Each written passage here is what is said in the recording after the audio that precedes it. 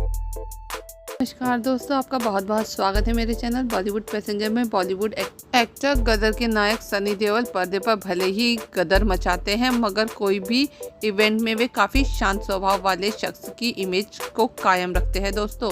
तो हाल ही में हुए एक इंटरव्यू में सनी ने अपने बचपन के कुछ ऐसे किस्से सुनाए जिसके बारे में बात करते करते उन्होंने अपने आप को बदनाम बेटा कहा। सनी पाजी बताते हैं, उन्होंने मात्र 12 वर्ष की उम्र में पहली बार घर वालों से छुपकर कार चलाई थी और अपने कॉलेज टाइम में सनी पाजी लोगों को उकसाकर उनके साथ कार रेस लगाया करते थे। वो लोगों के साथ बीच सड़क पर रेस लगाते थे। इस चक्कर में कई बार उनकी कार पूरी तरह से डैमेज भी हुई है।